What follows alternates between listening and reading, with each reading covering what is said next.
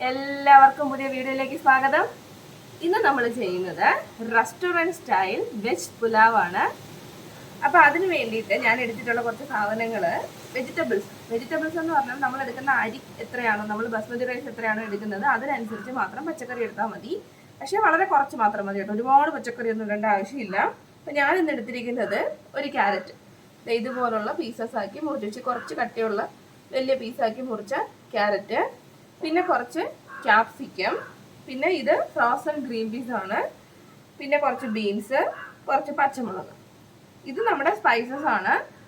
പെരിഞ്ജീരകം, പിന്നെന്താ ഏലക്ക, ഗ്രാമ്പൂ, കറുകപ്പട്ട, അത് ആ സാധനങ്ങളാണിത്. പിന്നെ 2 ചെറിയ സവോള. ഇത്രയും സാധനങ്ങളാണ് വെജിറ്റബിൾസിൽ നമ്മൾ എടുക്കുന്നത്. ഇത് നമുക്ക് എങ്ങനെയാണ് പുലാവ് തയ്യാറാക്കുന്നതെന്ന് നോക്കാം. അപ്പം നമ്മുടെ ഫസ്റ്റ് സ്റ്റെപ്പിൽ നമ്മൾ ആദ്യമേ ഈ വെജിറ്റബിൾസ് ഒക്കെ നമുക്കൊന്ന് വഴറ്റിയെടുക്കണം. ഞാനതിന് ബട്ടറാണ് എടുത്തിട്ടുള്ളത്. കുറച്ച് ബട്ടർ അതിലേക്ക് ഇട്ട് കൊടുക്കാം. ഇനി ബട്ടർ ഇല്ലാന്നുണ്ടെങ്കിൽ റിഫൈൻഡ് ഓയിൽ ഏത് വേണമെങ്കിലും നമുക്ക് എടുക്കാം കേട്ടോ. വെളിച്ചെണ്ണ ഉപയോഗിക്കേണ്ട, വേറെ ഏതെങ്കിലും ഒരു റിഫൈൻഡ് ഓയിലോ അല്ലെങ്കിൽ ബട്ടർ ആയാലും മതി.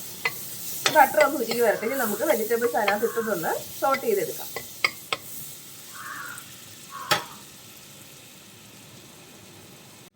അപ്പോൾ ബട്ടർ ഉരുകി കഴിഞ്ഞാൽ ആദ്യം നമ്മൾ സവാള ചേർത്ത് കൊടുക്കാം. കുറച്ച് കൂടുതൽ സമയം വഴറ്റേണ്ട സാധനങ്ങൾ വേണം ആദ്യം ഇട്ട് കൊടുക്കാൻ കേട്ടോ. ഇതൊന്ന് വഴറ്റിയെടുക്കാം.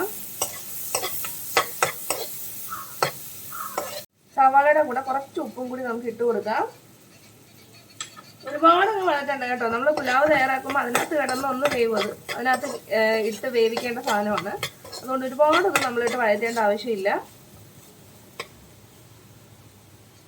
ഇപ്പം നമ്മുടെ സവാള ചെറുതായിട്ടൊന്ന് വഴണ്ട് വന്നിട്ടുണ്ട്.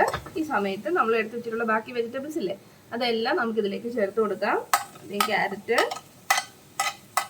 ക്യാപ്സിക്കം, പിന്നെ green peas, frozen green peas കേട്ടോ, പിന്നെ നമ്മുടെ ബീൻസും പച്ചമുളകും.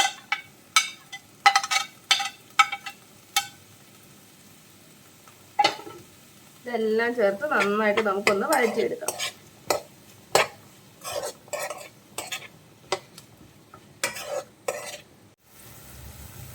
നമ്മുടെ വെജിറ്റബിൾസ് ഒക്കെ നന്നായിട്ടൊന്ന് സോട്ടായി വന്നിട്ടുണ്ട്. അപ്പം നമ്മുടെ വെജിറ്റബിൾസ് ഒക്കെ നന്നായിട്ടൊന്ന് സോട്ടായി വന്നിട്ടുണ്ട് ആ ബട്ടറിൽ കിടന്നിട്ട്. അപ്പോൾ നമ്മളിന്ന് വെജ് പുലാവിൽ വെജ് എല്ലാം സോട്ട് ചെയ്തെടുത്തിട്ടുണ്ട്. ഇനി ഒരു സാധനം കൂടെ വേണം. പനീർ, ചെറിയ പീസസ് ആയിട്ട് മുറിച്ച പനീർ, അതും കൂടി ഈ സമയത്ത് നമുക്കിതിലേക്ക് ചേർത്ത് കൊടുക്കാം. പനീറും കൂടെ ചേർത്തിട്ട് നമുക്കൊന്ന് സോട്ട് ചെയ്തെടുക്കാം.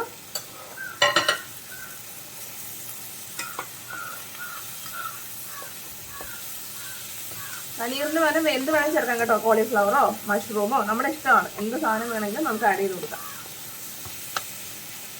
പനീറും ചേർത്ത് വഴറ്റി കഴിഞ്ഞാൽ പിന്നെ ഒരല്പം, അതായത് ഏകദേശം ഒരു 1/4 ടീസ്പൂണോളം കുരുമുളക് പൊടി കൂടി നമുക്ക് ചേർത്ത് കൊടുക്കാം. ഉപ്പ് നോക്കിക്കോണം കേട്ടോ, നമ്മൾ എടുക്കുന്നത് സോൾട്ടഡ് ബട്ടർ ആണെങ്കിൽ അതിനനുസരിച്ച് കുറച്ച് ഉപ്പിട്ട് കൊടുത്താൽ മതി. കുരുമുളക് പൊടി ചേർത്തിട്ട് നമുക്ക് ജസ്റ്റ് ഒന്ന് മിക്സ് ചെയ്ത് കൊടുക്കാം. നമ്മൾ ഒരുപാട് ഇട്ട് ഇളക്കരുത് കേട്ടോ, പനീർ ചേർത്താൽ അത് ചിലപ്പോൾ പൊടിഞ്ഞു പോകും. അപ്പോൾ ഈ ഒരു രീതിയിലാക്കി എടുത്തിട്ട് ഇത്രയും മതി, നമ്മൾ സോട്ട് ചെയ്ത് വെച്ചിട്ടുണ്ട്. ഇനി നമുക്ക് നമ്മുടെ പുലാവിന് വേണ്ടിയിട്ടുള്ള അരി ഒന്ന് വേവിച്ചെടുക്കാം. അപ്പം നമ്മുടെ അരി വേവിക്കാനായിട്ട് ഞാൻ കുറച്ച് വെള്ളം വെച്ചിട്ടുണ്ട്. നമ്മളിത് കുക്കറിലല്ല കേട്ടോ ഉണ്ടാക്കുന്നത്. കുക്കറിലാണ് ചെയ്യുന്നതെങ്കിൽ നമ്മൾ എടുക്കുന്ന അരിക്കനുസരിച്ച് വെള്ളം വെച്ചാൽ മതി. പക്ഷേ ഞാൻ ഇത് അല്ലാതെ വേവിച്ചെടുക്കുകയോ ചെയ്യുന്നത്. അപ്പോൾ ഞാൻ ഇന്ന് എടുത്തിട്ടുള്ളത് ബസ്മതി അരി. ഇത് ഏകദേശം ഒരു 5 കപ്പ് അരിയുണ്ട്. നിങ്ങളുടെ അളവിനനുസരിച്ചിട്ട് എടുത്താൽ മതി. ഞാനൊരു 5 കപ്പ് അരിയാണ് എടുത്തിട്ടുള്ളത്. വെള്ളം നന്നായിട്ട് തിളയ്ക്കാൻ തുടങ്ങിയിട്ടുണ്ട്. നമുക്ക് ഈ അരി അതിലേക്ക് ഇട്ട് കൊടുക്കാം.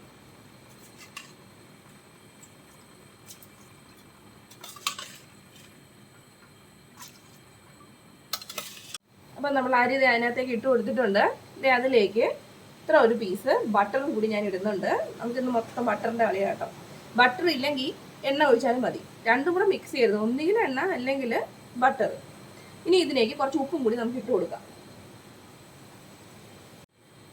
നമുക്ക് കുറച്ച് ഉപ്പ് കൂടി ഇട്ട് കൊടുക്കാം. പിന്നെ സോൾട്ടഡ് ബട്ടറാണ് ഇടുന്നതെങ്കിൽ പ്രത്യേകം ശ്രദ്ധിച്ചാണ് ഉപ്പ് കുറച്ച് ചേർത്താൽ മതി. പിന്നെ ഇതിപ്പോൾ നമ്മൾ ഊറ്റി കളയുമല്ലോ, അപ്പം കുറച്ച് ഉപ്പ് കൂടിയാലും കുഴപ്പമൊന്നുമില്ല, വെള്ളത്തിൻ്റെ കൂടെ അങ്ങ് പൊക്കോളും. കുറച്ച് ഉപ്പ്.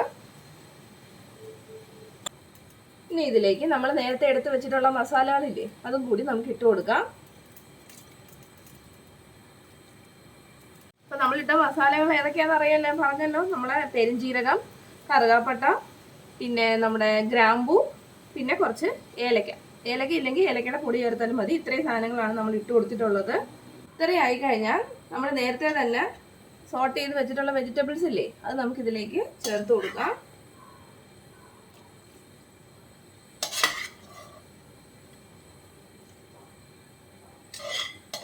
വെജിറ്റബിൾസ് ഒക്കെ ഇതിനകത്തേക്ക്, പനീർ നമ്മൾ ചേർത്തിട്ടുണ്ടല്ലോ, എല്ലാം ഇതിലേക്ക് ഇട്ട് കൊടുത്താൽ മതി.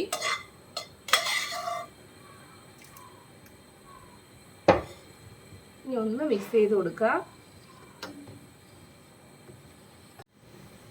ഓരോ അരിയായിട്ട് പൊങ്ങി വരുന്നതുണ്ടോ, അതാണ് ഇതിന്റെ പരുവം കേട്ടോ. അത് കണ്ടു കഴിഞ്ഞാൽ നമ്മൾ അപ്പോഴേ ഓഫ് ആയിക്കോണം, അല്ലെങ്കിൽ വെന്ത് കുഴഞ്ഞൊരു പരുവാകും. ഈ സമയത്ത് നമുക്ക് ഫ്ലെയിം ഓഫ് ചെയ്തിട്ട് ഇതൊക്കെ ഒന്ന് ഊറ്റിയെടുക്കാം. ഇതിനകത്തുള്ള വെള്ളമൊക്കെ ഊറ്റിക്കളഞ്ഞതേ കൊണ്ടുവന്നിട്ടുണ്ട്. വേണ്ട, ചോറൊക്കെ നന്നായിട്ട് വെന്തിട്ടുണ്ട് കേട്ടോ. ഈ ഒരു പരുവത്തിൽ നമ്മൾ എടുത്തില്ലെങ്കിൽ കുഴഞ്ഞൊരു പരുവായി പോകും. നമുക്കൊരു 5 മിനിറ്റ് ഇതൊന്ന് മൂടി വെക്കാം. കുക്കറിൽ വെച്ചാൽ പെട്ടെന്നാവും, പക്ഷേ നമുക്ക് ആ പരുവം ചിലപ്പോൾ കിട്ടണമെന്നില്ല. ചിലപ്പോൾ വെന്ത് കുഴഞ്ഞു പെട്ടെന്ന് വേവുന്ന അരിയാണല്ലോ. അപ്പോൾ കുക്കറിൽ ചിലപ്പോൾ നമുക്ക് നല്ലോണം കുഴഞ്ഞു പോകാൻ സാധ്യതയുണ്ട്. അതുകൊണ്ട് ഇങ്ങനെ ചെയ്യുന്നതായിരിക്കും നല്ലത്. എനിക്ക് തോന്നുന്നു, എൻ്റെ ഒരു അഭിപ്രായത്തിൽ ഇങ്ങനെ ചെയ്യുന്നതാണെന്ന് തോന്നുന്നു കുറച്ചുകൂടി ബെസ്റ്റ്. അപ്പം നമ്മുടെ വെജിറ്റബിൾ പുലാവ് തയ്യാറായിട്ടുണ്ട്. വെള്ളമൊക്കെ പറ്റി നമ്മുടെ ചോറൊക്കെ നന്നായിട്ട് വെന്ത് വന്നിട്ടുണ്ട്. കണ്ടോ? അപ്പം ഈ രീതിയിലാണെങ്കിൽ നമുക്ക് അധികം കുഴഞ്ഞു പോകത്തില്ല. നമുക്ക് ആ പരുവം അറിയാമല്ലോ. അതുകൊണ്ടാണ് ഞാൻ ഇങ്ങനെ ചെയ്യുന്നത്. അപ്പോൾ എല്ലാവരും ചെയ്ത് നോക്കാം, നിങ്ങളുടെ അഭിപ്രായങ്ങൾ അറിയിക്കാം. വീഡിയോ ഇഷ്ടപ്പെട്ടാൽ ചാനൽ സബ്സ്ക്രൈബ് ചെയ്യാം. പുതിയൊരു വീഡിയോയുമായി നമുക്ക് വീണ്ടും കാണാം. അതുവരെ ബൈ ബൈ.